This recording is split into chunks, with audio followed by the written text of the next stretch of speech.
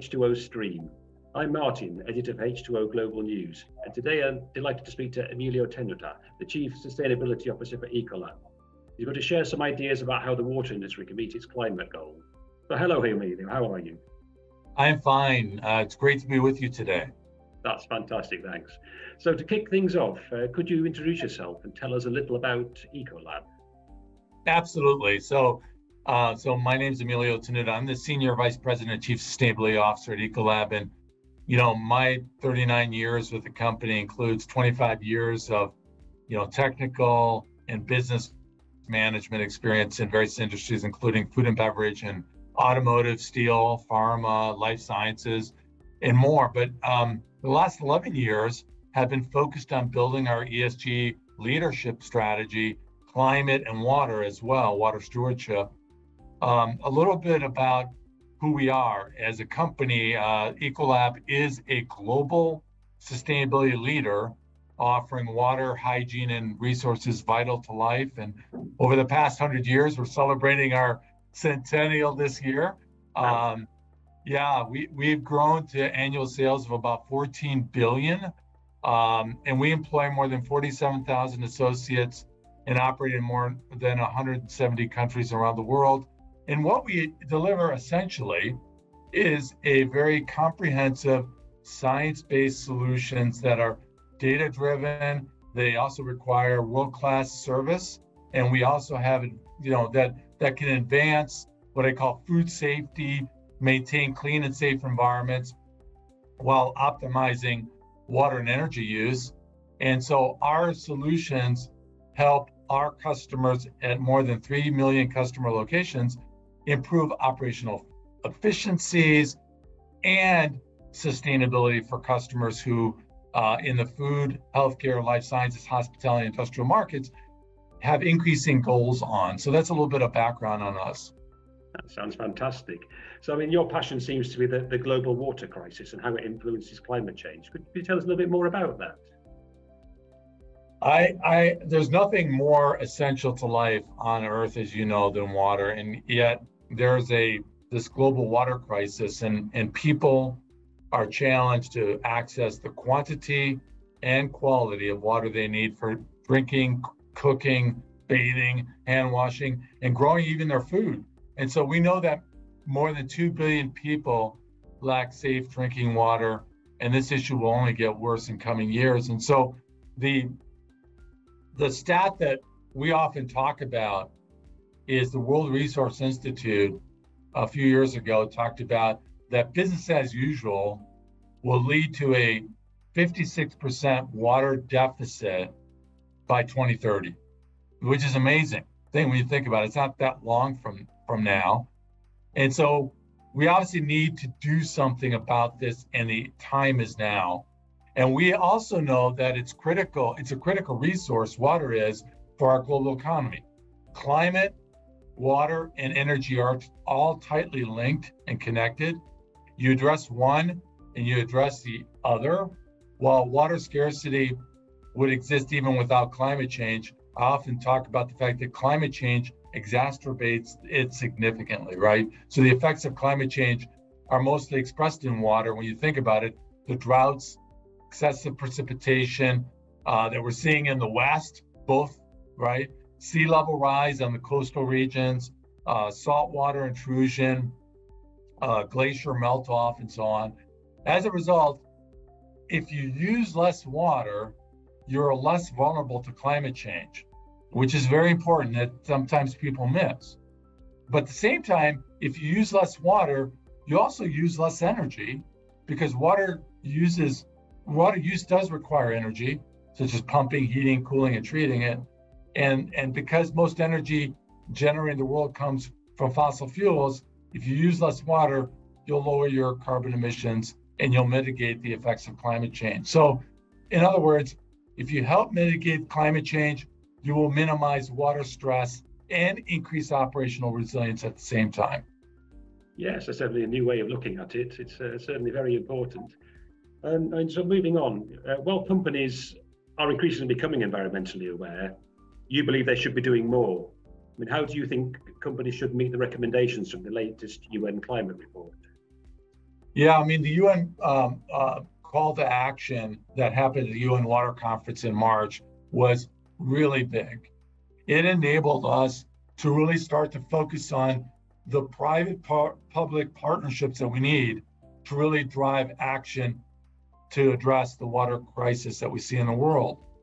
And I guess I have three kind of key points that focuses on the call to action, which was, by the way, how we need to focus on 100 priority basins around the world when it comes to quantity, quality, and access.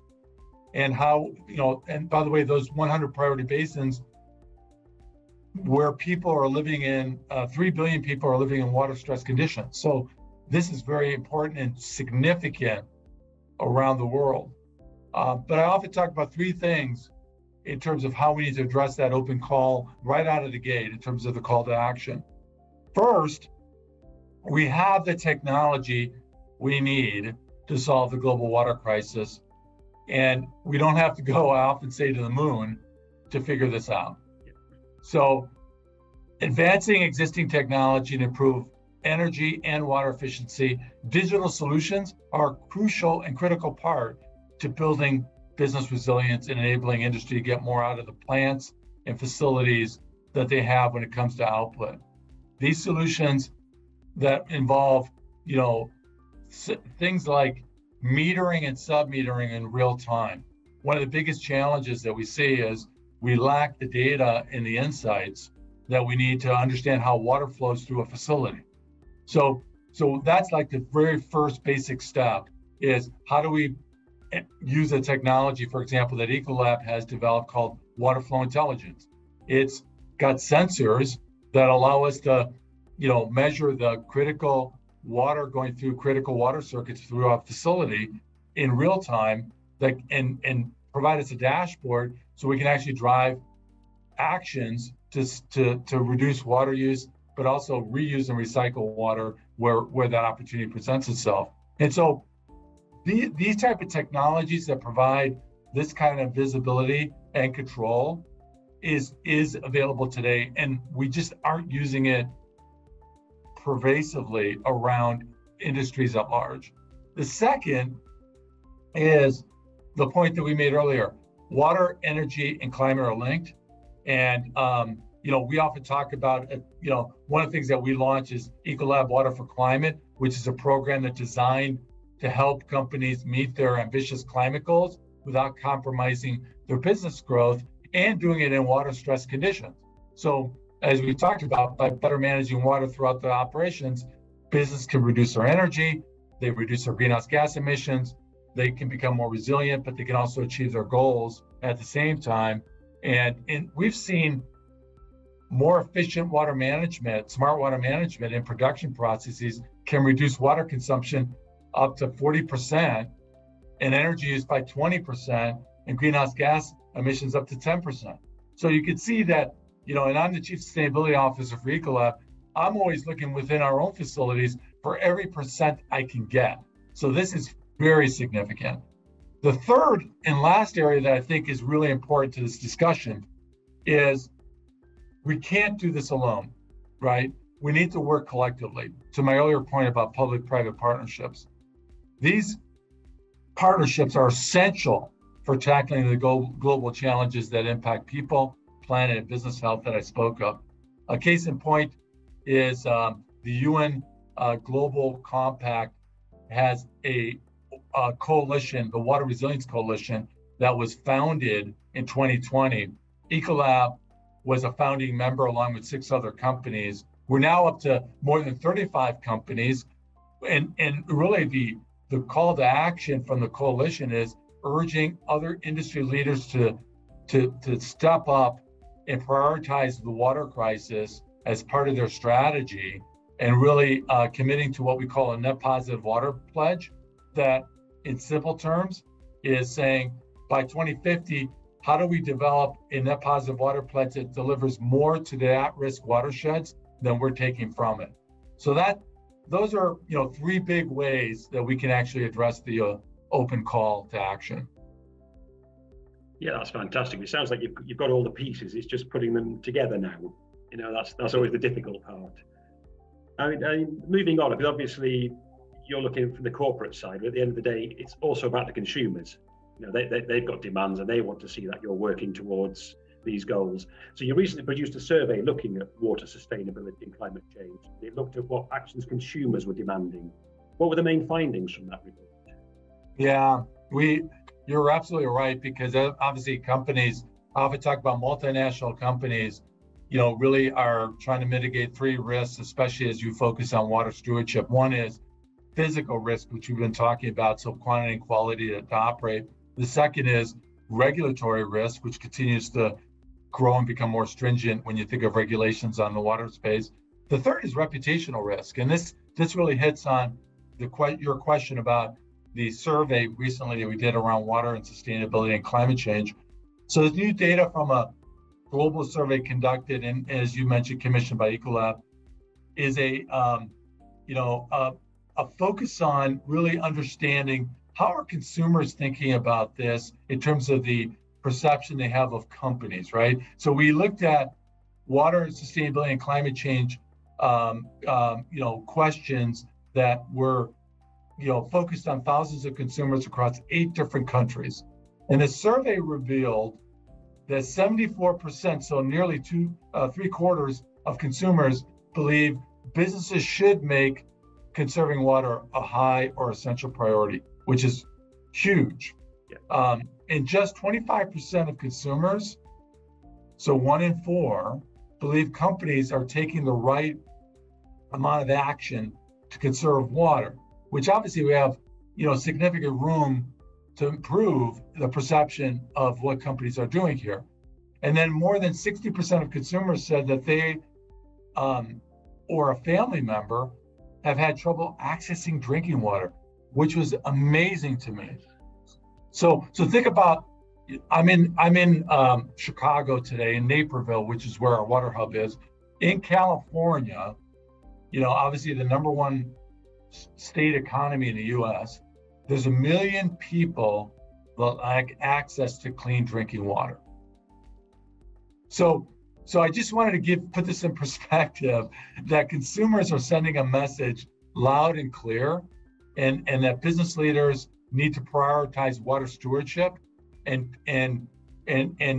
this survey, I think, really puts a spotlight on that in terms of what we need to do as we look ahead to the open call that we talked about. Yeah, some absolutely astonishing numbers there, actually. The lack of access. I must admit, water is something that most of us take for granted. Certainly live in the Western world, and it's unbelievable how many people just don't have that access. But I didn't realize it was becoming a problem in places like California. Right. Astonishing. Sorry, as a final question, just to fill it out, if there's anything else you want to add, but what are your main plans and possibly hopes for the future? Where would you like to go to? Well, I think there's I think that the focus that I'd like to talk about as part of what we need to do in the future is really, I think it essential to living in a world where water will be a constraint. The water that we have today is the water we're going to have in 2050 and in the future. Yeah. So we need to focus on taking action today and address the water crisis, and that means taking a water stewardship mindset, which says that we need to think of water as a shared resource, and we need to think of water that is a dependency that we all have, all stakeholders, and that we need to do our part to take care of that resource and not treat it necessarily as a liability, but treat it as a valued asset. And one of the things that I'll just leave you with is that we released a book that I co-authored with a professor from Brigham Young University, Dr. Paul Godfrey, a professor of business at Marriott School of Business at BYU. And the way I like to think about the future is that the book has a focus on how we use Ecolab as an example in our centennial of how sustainability can be an opportunity to support business growth and make a positive impact on the planet. If you follow some of these principles, you can not only make and save money, but you can have a great impact on society without trade-offs. And I think that's one of the things that we want to focus on, is to get business leaders to really drive more action around how they could see sustainability not only benefiting them as a business, but also how it drives the positive change that we need to see in the future. Yeah, that's fantastic. I mean, I first studied sustainability nearly 30 years ago, and the idea of creating win-win situations is very much the heart of it, you know, and it looks like that's still true. If we can do that, then we'll move forward.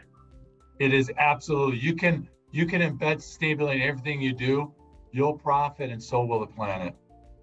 Exactly. So it sounds simple. It sounds like I think the key is doing it, but I think it's fantastic what you're doing.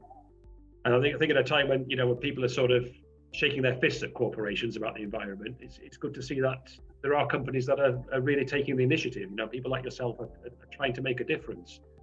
And so for me, it's been very interesting speaking to you, and I've certainly learned a lot. I'll certainly keep an eye out for your book as well. I'll look forward to reading that.